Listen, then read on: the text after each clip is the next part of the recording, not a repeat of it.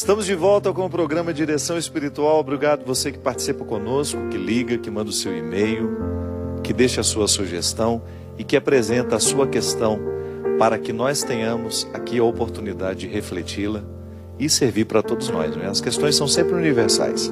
É muito interessante. Às vezes eu encontro pessoas pelo Brasil afora que falam: padre, como a história daquela moça me ajudou a pensar a minha. Isso é tão interessante, né? É o cordão delicado que vai unindo as nossas vidas. E é sempre assim mesmo. A vida é difícil aqui, é difícil ali. As questões que me incomodam são também as questões que me incomodam muitos que estão nos assistindo. Ou às vezes nem é a mesma questão, mas algum detalhe daquilo que é falado acaba servindo para nós. Por isso que o Direção Espiritual, ele é um programa. Nós não temos aqui quantidade, nós não temos pressa de responder as coisas. Nós preferimos que seja sempre um espaço de reflexão. Ainda que a gente responda apenas uma pessoa por programa, mas o caldo da conversa acaba ajudando muita gente, inclusive a mim, viu? O primeiro a ser beneficiado com o programa de Direção Espiritual sou eu mesmo, porque eu levo muito a sério essa oportunidade que Deus me dá de estar aqui e de ter o meu coração transformado pela sua palavra e pela vida das pessoas que partiram conosco. Minha gente, você já sabe, mas não custa lembrar, nós teremos a peregrinação para a República Tcheca e Polônia através da Obra de Maria e você é o nosso convidado. Nós sairemos no dia 17 de novembro e retornaremos no dia 27. Serão 11 dias de peregrinação, com a oportunidade de passar por este roteiro da misericórdia. Passaremos nos lugares que foram importantes na vida de João Paulo II, passaremos também na terra de Madre Faustina e teremos a oportunidade de refletir ao longo deste caminho a misericórdia de Deus na nossa vida. Você é o nosso convidado. Entre em contato com a Obra de Maria, aqui através dos telefones que aparecem na tela. Também na Canção Nova você pode obter essas informações e você poderá viajar conosco. Recebi aqui um e-mail muito particular, a pessoa até não quis se identificar, porque ela viveu uma experiência que foi, para ela, muito marcante, muito difícil, mas ao mesmo tempo ela já está retirando os aprendizados daquilo que ela considerou um erro muito grande. Ela me diz: padre, sou casada há mais de 10 anos, vivo muito bem com meu marido, sou católica praticante, conheço a palavra, os mandamentos. Porém, com tudo isso, um certo homem começou a dar em cima de mim e, no momento de muita carência, eu acabei cedendo um beijo. Conversamos muito pela internet, porém as conversas me levaram a uma ilusão. Ele não era nada daquilo que eu imaginei. Enfim, tudo terminou numa grande decepção. Porém, em toda essa história, o meu marido não desconfia de nada. Só que vivi essa traição e, ao viver, percebi muitas qualidades no meu marido que antes eu não percebia. Vi muitos problemas em mim que também antes eu não via. E, de uma certa forma, todo este erro me ajudou a ser mais feliz comigo mesma e até mesmo no meu relacionamento com meu esposo. Mas a minha pergunta é: se o traí apenas com um beijo, eu traí também através daquelas conversas e até mesmo através de um desejo que eu alimentei. Mesmo acabando com as conversas, retirando-o da minha vida, pois eu nunca o encontrei mais, eu lhe pergunto: se não me arrependo, padre, de tudo o que aconteceu, serei perdoada por Deus? Por que digo que não me arrependo? Porque acho que tudo isso abriu os meus olhos para que eu pudesse enxergar a minha casa de um jeito novo. Agradeço a Deus por tudo isso que vivi e agradeço também pela vocação do Senhor. Muito obrigado. Obrigado pela sua confiança. Como você mesmo pede, eu não vou citar o seu nome, né? Acho que é uma situação realmente muito delicada, mesmo porque envolve o seu marido. Eu discordo de você que você não tenha se arrependido. Eu acho que você acabou extraindo o bom fruto, o aprendizado do erro.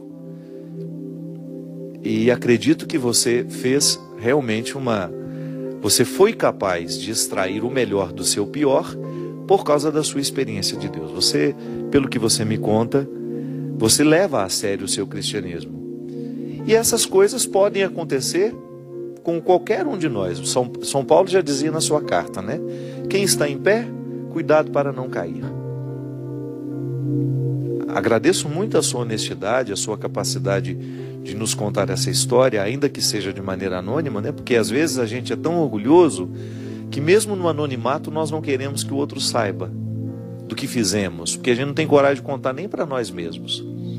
Às vezes, quando nós somos capazes de formular a nossa história a alguém, e eu tenho certeza que se você tivesse tido a oportunidade de me encontrar pessoalmente, você teria me contado essa história. O simples fato de formular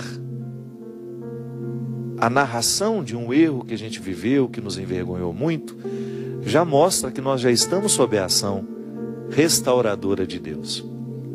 Deus nos restaura dos piores erros que a gente possa ter cometido.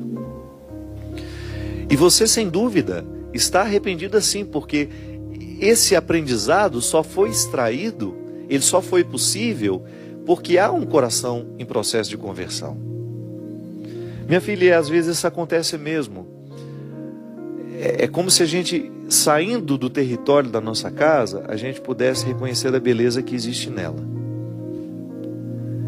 E o pecado, ele faz isso com a gente, sim, quando nós temos o coração em Deus. Por isso que eu disse isso aqui no início do programa, e digo isso sempre. Nós não podemos desistir de caminhar na direção das consequências do nosso batismo. Uma dessas consequências, minha gente, é justamente a gente ser capaz de reconhecer os nossos erros, de administrar o arrependimento, de querer o arrependimento ao invés da culpa. Talvez você esteja bem e feliz, é porque você não carregou a culpa. E você pode acreditar sim na restauração de Deus na sua história. Agora, eu lhe recomendo que você procure um padre da sua confiança, que você faça uma confissão. A traição foi só um beijo, mas para a sua consciência tão apurada a respeito do respeito que você... A respeito do respeito é ótimo, né? A respeito da consciência que você tem do valor do seu sacramento, é uma traição grande sim. Às vezes, minha gente, nem chega a ser um ato. O simples fato de você alimentar um desejo, você que é casado sabe disso. De repente você olha para o seu marido e você sabe que você está alimentando o desejo por um outro homem, você já se sente traidora. Aliás, eu fico pensando que a gente se sente mais traidor à medida em que nós somos mais conscientes do amor que a gente precisa viver. A fidelidade é isso, né? Quando você não negligencia o amor que você vive, o amor que você experimenta. Você olha para o outro e você pensa, ele não merece ser enganado. Ele não merece a minha traição. Ele não merece que eu o engane.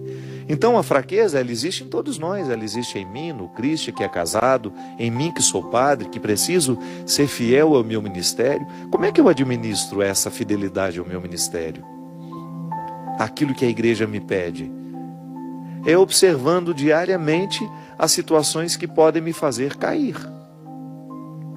Sendo honesto com o que sinto, com as pessoas que se aproximam de mim, o que eu vou alimentar, né? Os vínculos que eu vou permitir.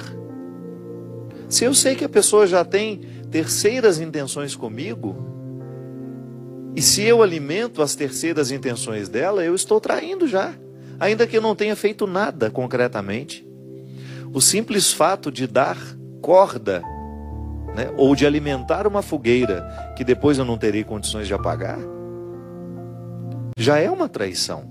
Eu preciso velar diariamente pela minha fidelidade ao meu sacerdócio.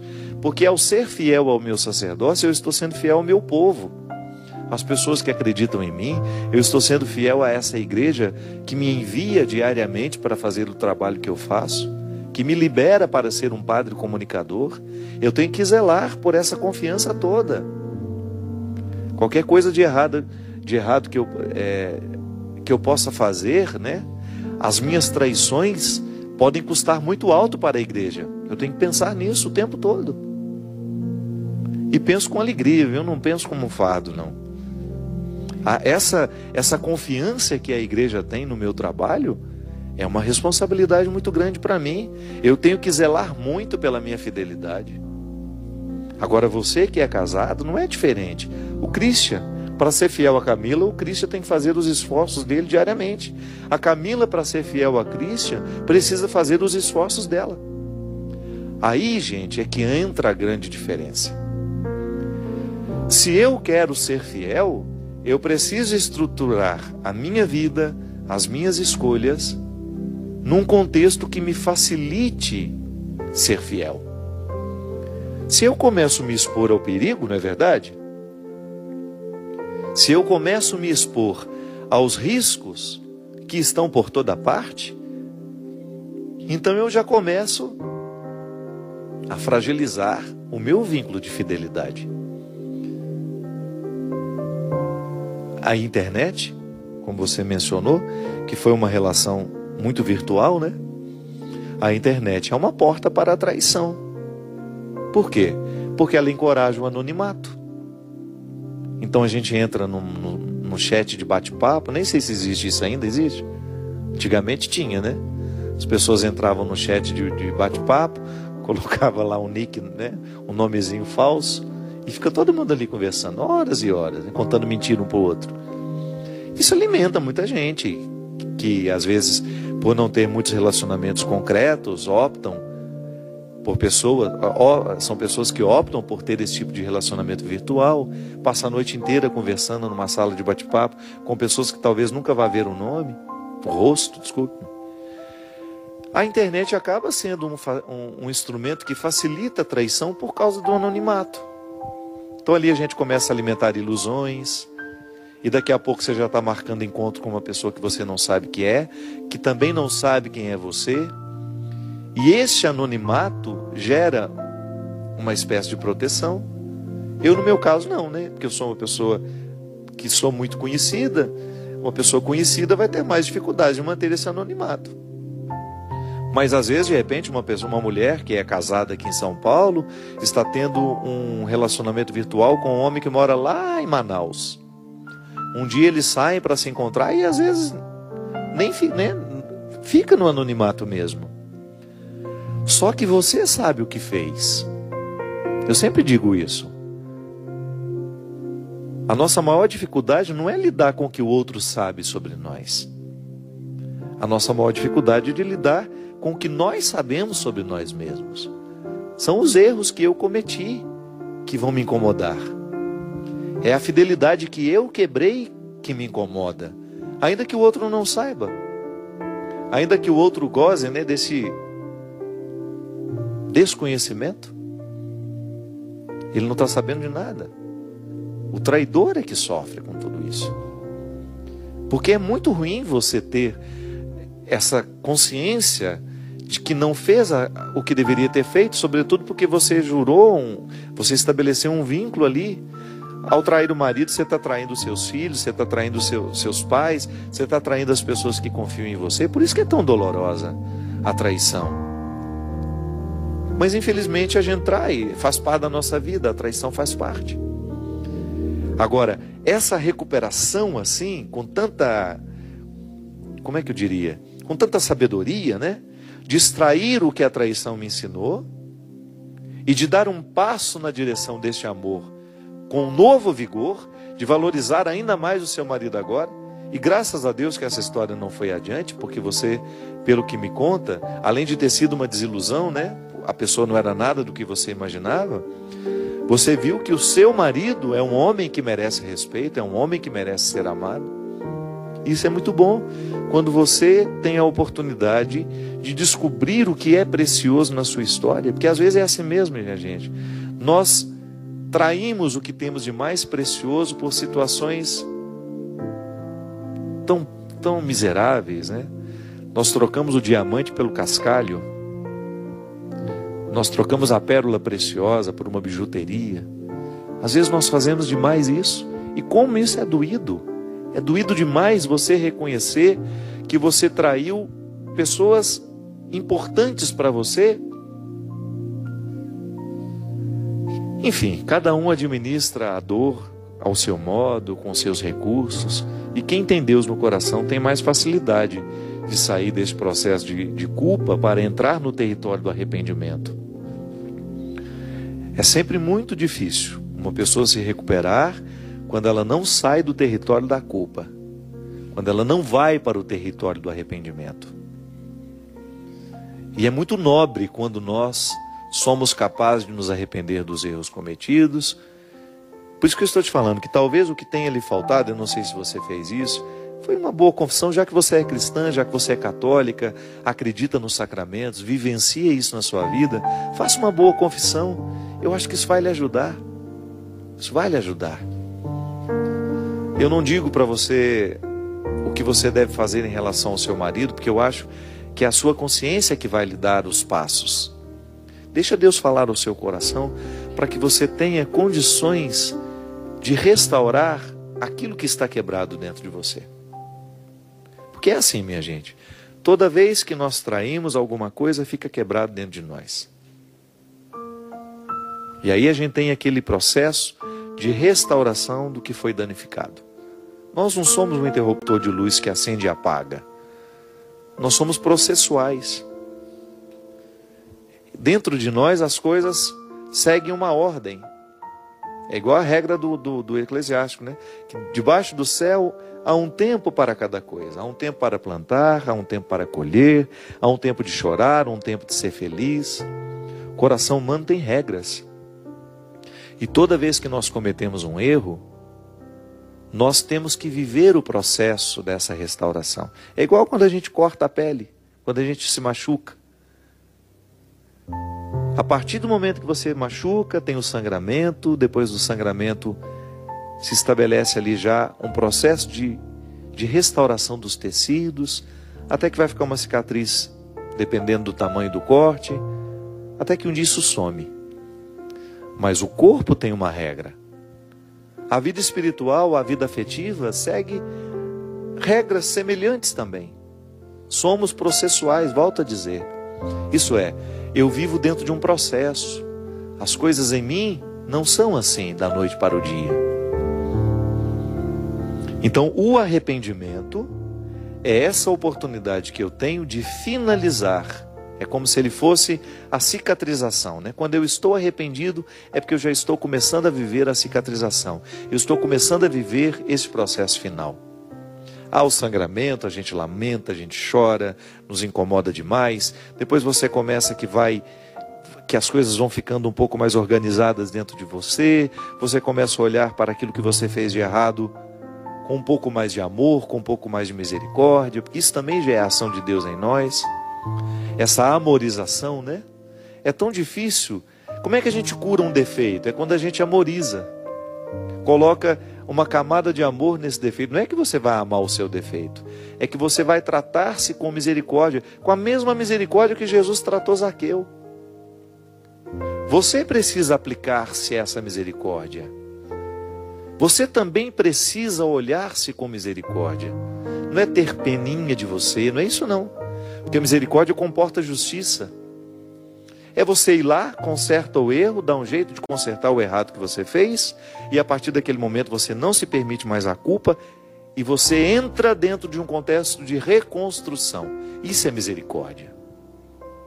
Reparou o erro que fez e começa a tratar-se com respeito, expulsando a culpa e convocando o arrependimento. É assim que a gente pode superar uma fase difícil da vida. E depois de um tempo você olha para trás e fala, nossa, que bom que eu passei por aquilo, que bom que eu agi com sabedoria naquele momento, que bom que eu não me entreguei à traição, que bom que eu não me entreguei aos meus vícios. Porque a grande armadilha do diabo na nossa vida é essa, gente. É ele nos fazer, é ele nos trabalhar dentro de nós para que a gente se acostume com os nossos erros. Quanto mais acostumado o ser humano está com os seus erros, mais ele vai continuar errando. Ele não vai nem se acusar mais dos erros que comete. Isso é diabólico. O diabo vai recrutando pessoas ao longo pela vida assim, fazendo com que elas fiquem cada vez mais laxas, digamos assim, né? Que elas fiquem cada vez mais permissivas com os erros. Jesus não.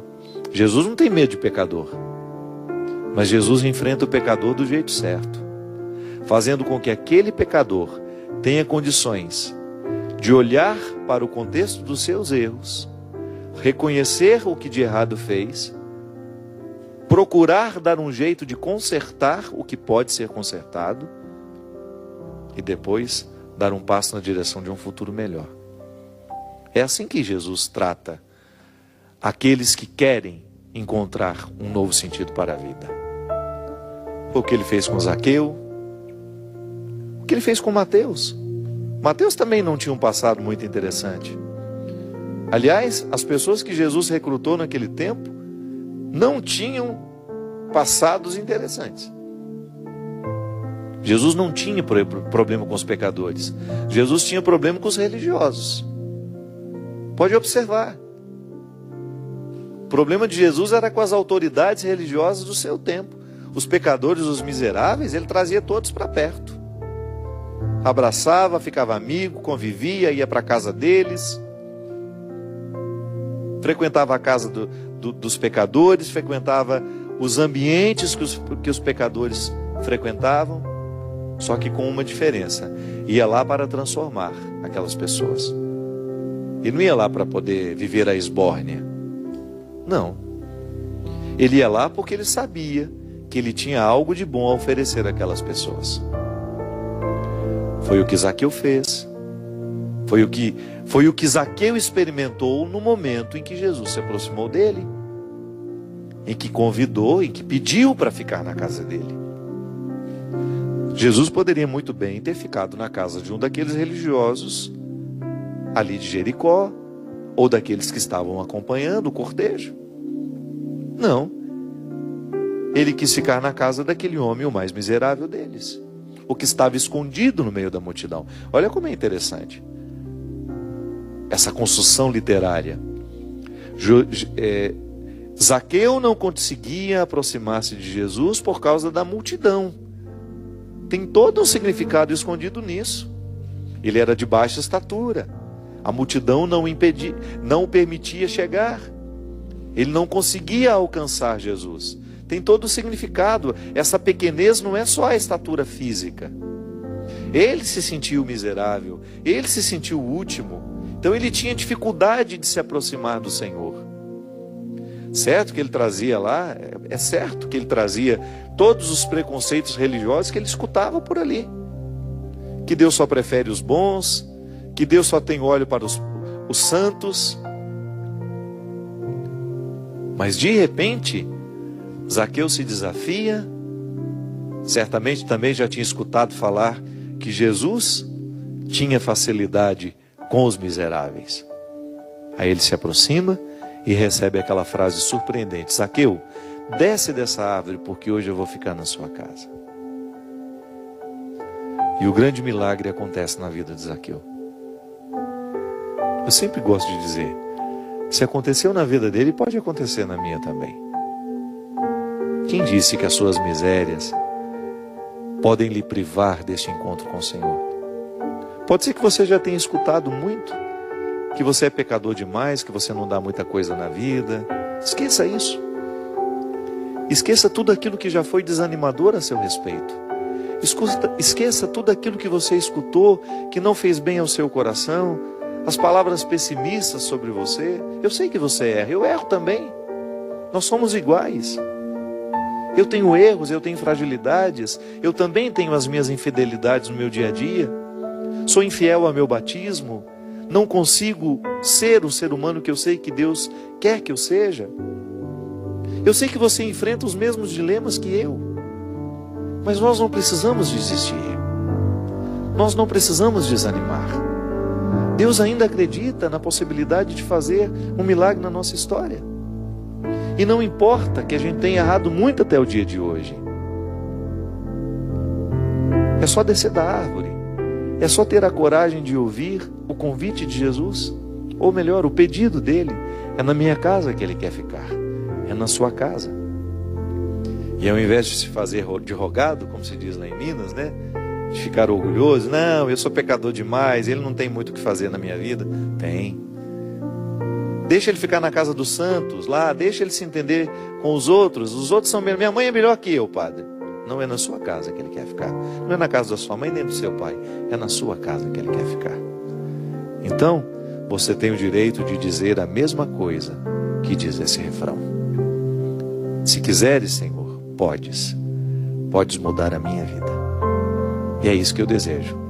Que hoje Deus tenha a oportunidade de entrar na sua casa, na sua vida e mudar todas as estruturas do seu coração que precisam ser modificadas.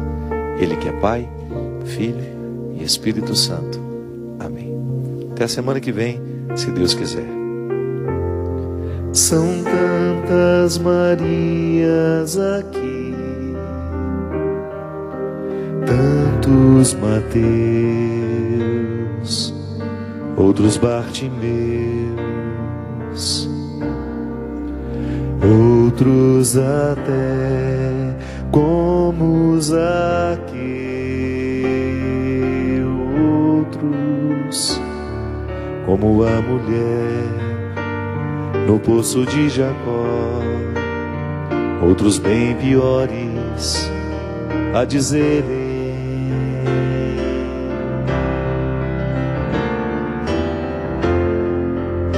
se quiseres podes, se quiseres podes dar-me nova vida, mudar minha história, todo o meu viver. Se quiseres hoje, se quiseres hoje ver em nova vida, se essa água viva do teu peito beber.